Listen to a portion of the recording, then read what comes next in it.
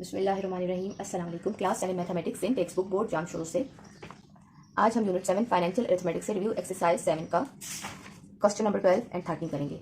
इससे पहले के जो क्वेश्चन है 1 to 11 तक, इसके लिए मैंने अलग अलग पार्ट में वीडियो बनाकर अपलोड कर दी है। आज हम लास्ट के दो क्वेश्चन को कवर करेंगे और फिर यूनिट 7 फिनिश हो जाएगा। तो ये जो लास्ट के दो क्वेश्चन है, इनका जो टॉपिक है वो है उशर। तो ये सवाल सॉल्व करने से पहले हमें मालूम होना चाहिए कि उशर क्या है। जिस तरीके से ज़कात एक साहिब निसाब शख्स पर फ़र्ज है, इसी तरीके से उशर भी वाजिब है। इसको देना भी ज़कात की तरह बहुत ज़रूरी है।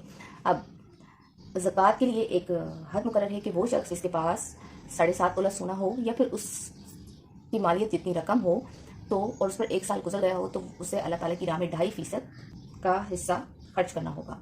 और उशर के लिए हुक्म ज़कात से थोड़ा सा डिफरेंट है। उशर का जो शरह फ़ीसद है वो 5 या 10% है। अब 5% किन पर लगता है और 10% किन पर लगता है ये भी मैं आपको बता दूं। इससे पहले हमें ये जान लेना चाहिए कि उशर किन लोगों पर वाजिब है। उशर उन लोगों पर वाजिब है जो ज़मीन की मलकियत रखते हों या फिर किसान हों, यानी कि फार्मिंग करते हों। ऐसे लोग जब भी ज़मीन पर कोई भी चीज़ काश्त करेंगे तो उसमें से 5 या 10% अल्लाह की राह में उन्हें खर्च करना होगा। अब 5% वो लोग खर्च करेंगे जिनकी ज़मीन ट्यूबवेल के पानी से, या फिर जब वो ज़मीन को काश्त करते हैं तो उन्हें पानी को ख़रीदना पड़ता है और उन्हें खर्च करना पड़ता है। तो ऐसे लोग 5% अल्लाह की राह में अपने जो भी काश्त करेंगे उसमें से हिस्सा निकालेंगे। और 10% वो लोग अल्लाह की राह में खर्च करेंगे ज़मीन की काश्त का हिस्सा जो कुदरती पानी से अपनी ज़मीन को काश्त करते हैं, जैसे बारिश का पानी, समंदर का, दरिया का पानी। तो ऐसे लोगों पर पानी का खर्च नहीं आता, उनकी ज़मीन कुदरती तौर पर सैराब होती है, तो वो 10% अल्लाह की राह में निकालेंगे। अब ये जो दो सवाल हैं, इनको टॉपिक एक ही है उशर से रिलेटेड, लेकिन इनको करने का थोड़ा सा तरीका डिफरेंट होगा क्योंकि क्वेश्चन के अकॉर्डिंग हमने स्टेटमेंट को देखना है और फिर हमने इसको सॉल्व करना है। तो फर्स्ट क्वेश्चन में हमसे पूछा जा रहा है कि उशर की रकम मालूम करें कितनी बन रही है, लेकिन जो सेकंड क्वेश्चन है उसमें हमें उशर की रकम बता दी गई है। हमें कहा गया है कि जो वैल्यू है किसी भी प्रोडक्ट की उसकी कीमत मालूम करें। तो दोनों सवाल एक ही टॉपिक से रिलेटेड होते हुए भी अलग अलग फॉर्मूले से और अलग प्रोसेस से सॉल्व होंगे क्योंकि इनका स्टेटमेंट डिफरेंट है। तो करते हैं इनको सॉल्व करना स्टार्ट। तो क्वेश्चन नंबर 12 है, a farmer produce 500 kilogram of wheat and vegetables of worth rates 48,000। Find the amount of उशर due upon him at the rate of 5%। The rate of wheat is rates 35 per kg। Urdu में भी हम इस सवाल को read कर लेते हैं। सवाल नंबर 12, एक किसान ने 5,000 किलोग्राम गंदम और 48,000 रुपये मालियत की सब्जियां पैदा की। 5% शरह के हिसाब से उस पर वाजिबुल अदा उशर की रकम मालूम करें अगर गंदम के नर्ख 35 रुपये फी किलोग्राम है। अब इस सवाल को करने से पहले हमें समझना होगा कि सवाल हमसे क्या रहा है। यहाँ पर हमें कहा जा रहा है कि फार्मर ने 5,000 किलोग्राम की गंदम काश्त की है, लेकिन ये 500 किलोग्राम की जो गंदम है उसकी टोटल कीमत क्या बनती है हमें नहीं बताया गया, बल्कि हमें 1 किलोग्राम गंदम की कीमत बताई गई है जो है 35 रुपये किलो।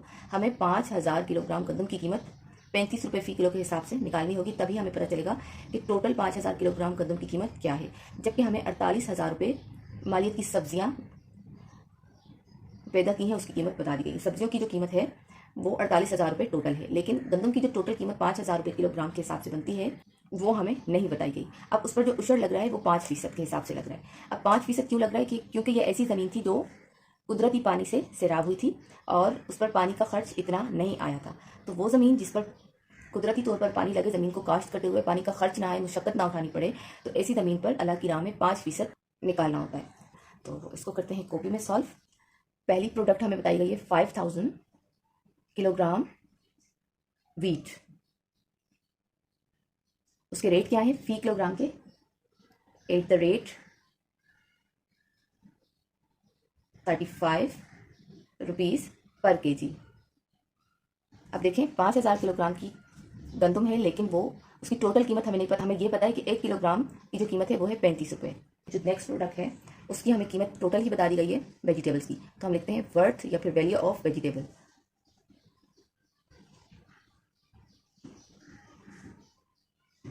$48,000। और हमें क्या पता करना है, उशर रेट्स। जबकि शरह फीसद में रेट ऑफ उशर हमें पता है 5%। अब इस 5% को अगर हम खोल के लिखें तो वो हो जाता है 5/100। अब 5% के हिसाब से क्या कीमत बनती है हमें वो मालूम करना है, लेकिन इससे पहले हमें 5,000 किलोग्राम जो गंदम है उसकी टोटल कीमत मालूम करनी है, जबकि 1 किलो की कीमत क्या है 35 रुपये। तो पहले हम 35 रुपये किलो के हिसाब से 5,000 किलोग्राम गंदम की कीमत मालूम करेंगे। इसके लिए हम क्या करेंगे, लिखेंगे 5,000 किलोग्राम व्हीट मल्टीप्लाई 35 रुपीज़ पर केजी इज इक्वल टू, यानी कि 5000 को हम 35 रुपये के साथ जब मल्टीप्लाई करेंगे तो हमारे पास टोटल गंदम की कीमत आ जाएगी। तो उसको हम रफ वर्क में यहाँ पे करते हैं मल्टीप्लाई, ताकि हमारे पास टोटल रकम आ जाए। 5 0 ज़ा 0, 5 0 ज़ा 0, 5 0 ज़ा 0, 5 5 ज़ा 25। मल्टीप्लाई का साइन लगाने के बाद अब 3 का टेबल पढ़ें तो 3 0 ज़ा 0, 3 0 ज़ा 0, 3 0 ज़ा 0, 3 5 ज़ा 15। अब प्लस करते हैं 0 0 0 5 7 एंड 1। तो हमारे पास टोटल कीमत आ गई गंदम की 1,75,000। तो यहाँ पर हम लिखेंगे टोटल कीमत 1,75,000। उसके बाद हमारे पास जो वेजिटेबल है उसकी कीमत तो पहले से ही मौजूद है 48,000। मैं यहाँ पे लिख देती हूँ वेजिटेबल वर्थ इज 48,000। अब 1,75,000 एंड 48,000 को जब हम प्लस करते हैं तो हमारे पास टोटल रकम आ जाएगी। तो एक तरफ है टोटल कीमत गंदम की 1,75,000, उसमें हमने प्लस करनी है वेजिटेबल की कीमत जो है 48,000। तो हमारे पास जो टोटल प्रोडक्ट की वर्थ बनेगी, यानी कि वेजिटेबल की तो कीमत हमारे पास मौजूद है और इसी तरीके से हमारे पास अब वीट की कीमत भी मौजूद है। तो दोनों प्रोडक्ट की जो कुल कीमत बनेगी वो हमारे पास आती है 2,23,000।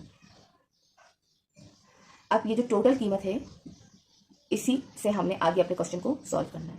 यहाँ तक का प्रोसेस क्लियर करने के बाद हम क्योंकि क्या मालूम कर रहे हैं, उशर के रेट, तो हम उशर का फॉर्मूला लिखेंगे। अब उशर के रेट मालूम हम आसानी से कर सकेंगे क्योंकि हमने अपने प्रोडक्ट की कीमत, टोटल प्रोडक्ट की कीमत निकाल ली है। उशर का फॉर्मूला है उशर is equal to value of product multiply rate of उशर डिवाइडेड बाय 100। अब इस फॉर्मूले के अकॉर्डिंग हमने डेटा पुट करना है। मालूम क्या कर रहे हैं, उशर रेट्स, तो उशर को एज इट इज लिख देंगे इज इक्वल टू का साइन लगाने के बाद वैल्यू ऑफ प्रोडक्ट, प्रोडक्ट की कीमत। तो हमारे पास टोटल प्रोडक्ट की जो कीमत है हम वो लिखेंगे क्योंकि हमारे पास दो प्रोडक्ट थी, एक था वीट और एक था वेजिटेबल। वीट की हमारे पास टोटल कीमत मौजूद नहीं थी, वो हमने निकाल ली है, और वेजिटेबल की टोटल कीमत हमारे पास मौजूद थी। तो इन दोनों को प्लस करने के बाद जो कीमत आई है वही टोटल प्रोडक्ट की कीमत है, वो हमने लिखनी है। तो वैल्यू ऑफ प्रोडक्ट में हम लिखेंगे 2,23,000 मल्टीप्लाई रेट ऑफ उशर हमारे पास क्या है 5%, तो उसको जब बोलते हैं तो 5/100 हो जाता है। अब यहाँ तक लिखने के बाद हम इसको करेंगे सॉल्व। तो ये जो नीचे के दो जीरो हैं ये कट जाएंगे ऊपर के दो जीरो के साथ। उसके बाद हमारे पास बच जाता है 2,230 मल्टीप्लाई 5। तो वहाँ पे इसको करते हैं आपस में मल्टीप्लाई 2,230 मल्टीप्लाई 5। 5 0 0, 5 3 15, 5 2 10, 10 में 1 प्लस किया 11 एंड 5 2 10, 10 में 1 प्लस किया अगेन 11। तो हमारे पास आ जाता है 11,150। तो ये हमारे पास आ गए हैं उशर के रेट्स 11,150। बुक में आपको आंसर शो करवा देते हैं। Review exercise 7 question number 12, answer है 11,150। सेम आंसर हमारे पास भी आया है 11,150।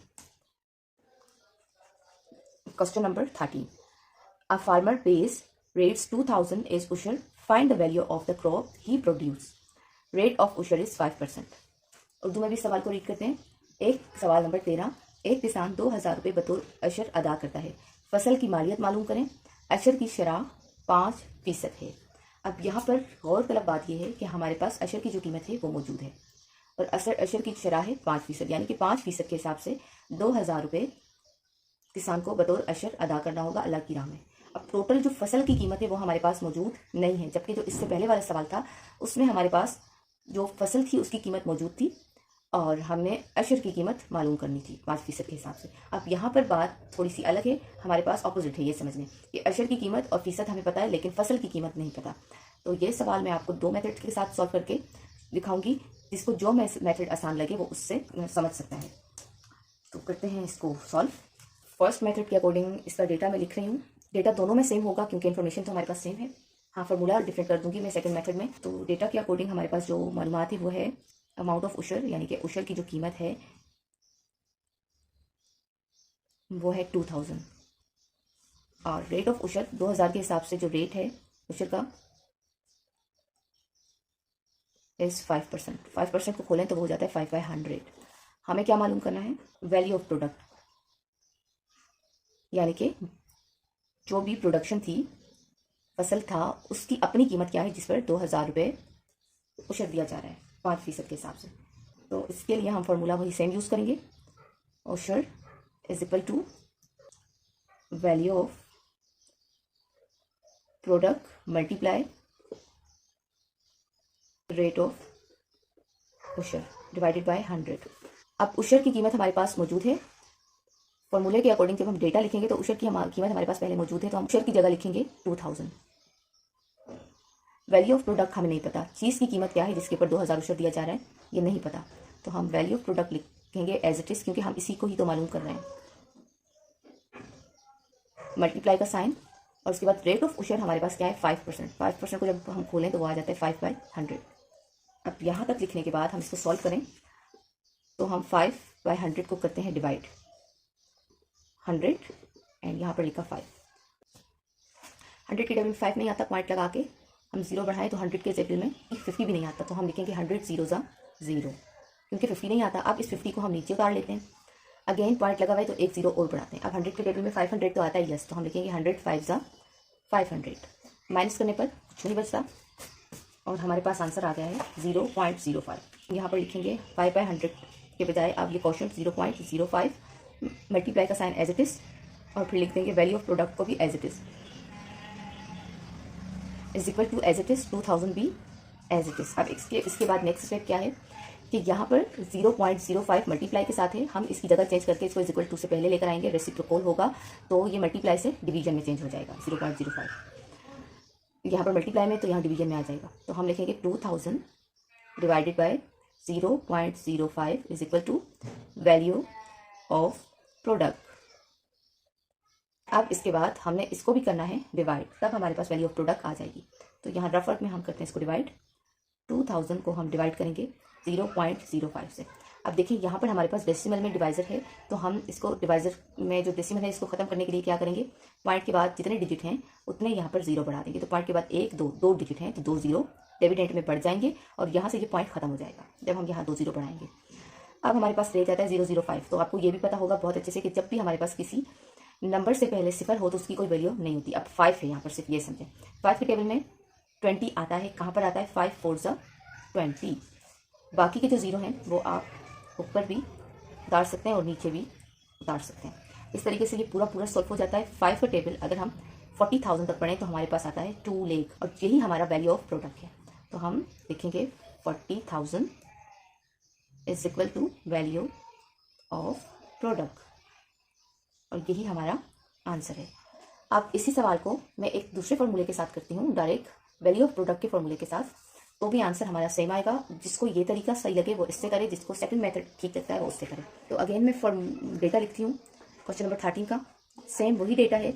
अमाउंट ऑफ उशर है 2000 और रेट ऑफ उशर है 5%,